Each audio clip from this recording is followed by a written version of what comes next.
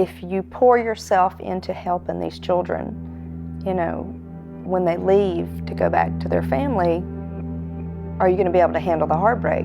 And I tell so many people, if you think you can't handle it, then that makes you a perfect candidate to be a foster parent, because if you don't love them with every ounce of what you have, and it doesn't hurt when they leave, then you didn't do a good enough job.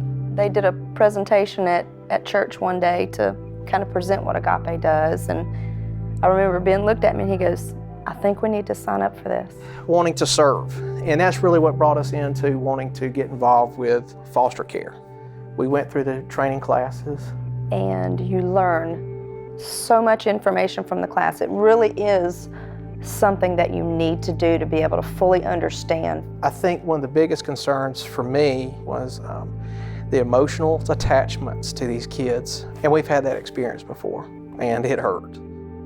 And then the two that we have now came into our lives. It was a perfect situation for them to feel what a family unit was.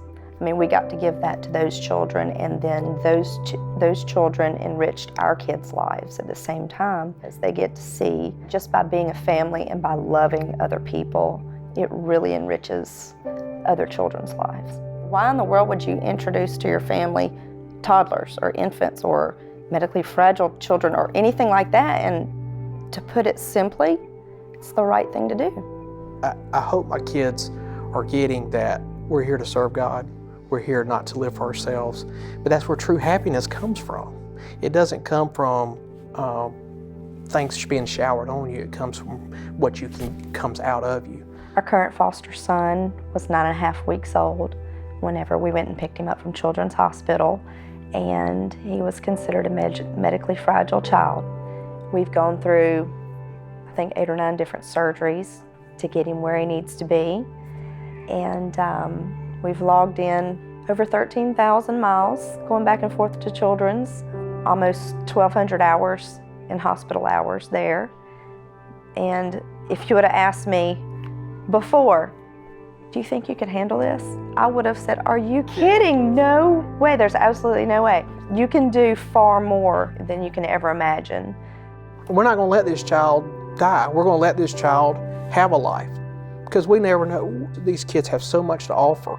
They've already offered me a lot. They've offered Monica a lot. They've offered our kids a lot. Most parents, birth parents, it's a situation where I didn't meet with them one time, any birth parent that didn't thank us, even though they're struggling with their own issues. You're really helping to heal people by doing this. It's not just the kids. It can be whole families. Agape is not just taking a child to give them a home. So in some situations, it could possibly be to save their life, and not the physical life, and obviously their spiritual lives. And so I think it's so important that as adults, we kind of just look back at life and we take the time to look at ourselves and be grateful for what we have in front of us and what we can do to reach out to other people. It adds meaning to life. Simply take that first step. Just simply do something, do one thing, and that one thing will lead to another thing.